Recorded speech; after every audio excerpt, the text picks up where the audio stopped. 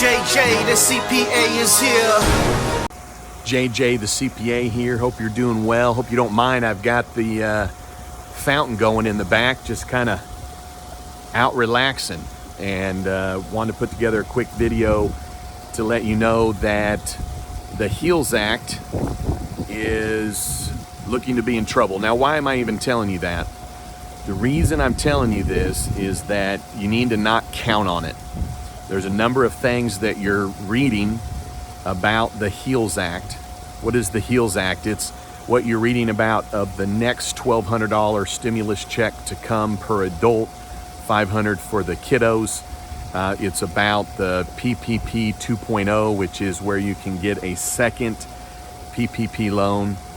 It is related to the pandemic unemployment assistance at the federal level, that's $600 per week that is expiring, as well as some other tax credits and aid for the schools, etc. And the reason it's in trouble is that the Senate is Republican controlled, and half of the Republicans in the Senate are expected to vote no.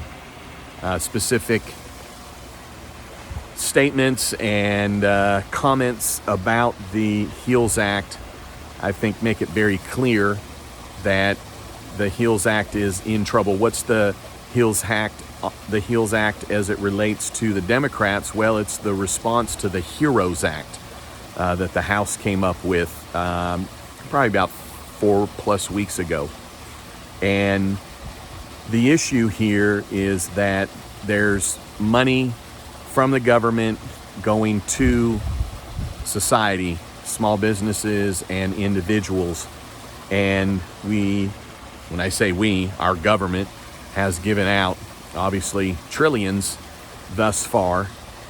One of the things I thought I would note to you, though, is that the White House, and I'm not even trying to talk politics here, but the White House is urging that this relief package that's wrapped up in the HEALS Act may be done piecemealed. What I mean by that is, why don't we just figure out what aid the schools need and just address that? What do the small business owners need and just address that, and put them into different bills to then avoid a back and forth between even the Republican senators amongst themselves, or between the House and the Senate, between parties, etc. And the senators are supposed to recess in a couple of weeks. I would hope that if they're going to come up with a package, of course, that it would be done before then. It is usually common when the sausage is being made in D.C. that everybody goes to a no way, not going to do this, to all of a sudden now they're going to do it. So I'm not at all saying that it's not going to happen, but I think there's going to be a lot of negotiations left to make it happen. And the reason, again, for the purpose of this video is for you to just not count on it. I have said this before. So if you haven't gotten PPP, the Paycheck Protection Program, you need to apply now, and it needs to be approved by April 8th. Get it. If you've not applied for the Economic Injury Disaster Loan, apply at SBA.gov. If you are on unemployment and it's getting ready to run out, start making plans of what August is going to look like, knowing that there's not going to be the extension of that unemployment. Now, if it happens, it's a bonus. If it happens, it's a relief. Not trying to talk doomsday here, but I was talking with a couple of clients today, 2 different clients today, and we were already talking about, well, when I get the next round of PPP, and I was able to say, listen, we can't plan for that. We can't plan that it's going to happen. We have to plan as though it's not going to happen.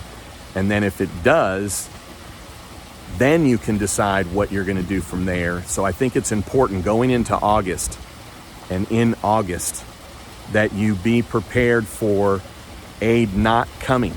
Even if they pass the $1,200, even if it's in separate or the HEALS Act comes into play, it's going to be 2 to 3 weeks for that check to even be starting to send out. If they increase or extend, I should say, the federal unemployment, it's going to be a period of time for the states for it to trickle down to them and for them to be able to pay it out. The Paycheck Protection Program, it's going to require a new application, new guidelines, new procedures, new information to the banks. That is going to take time. So at best, August is still going to be a month to prepare for, a rough month at best. At worst is we look at after August not getting aid. So even though there's aid potentially coming, I do think it will come. But based on what I'm seeing today, I'm preparing myself and my clients that August needs to run without any aid coming. If you're going to plan on the aid, it should be long-term, not immediate. But if you haven't received the aid, then you need to get it ASAP. All right, hey, hate to be a downer, but look at it as this. I'm shooting straight with you so that you can be prepared. All right, hey, if you're not a subscriber, I'd love it if you'd subscribe, and then don't you ever forget, you've never met a CPA quite like me. All right, hey, have a great night.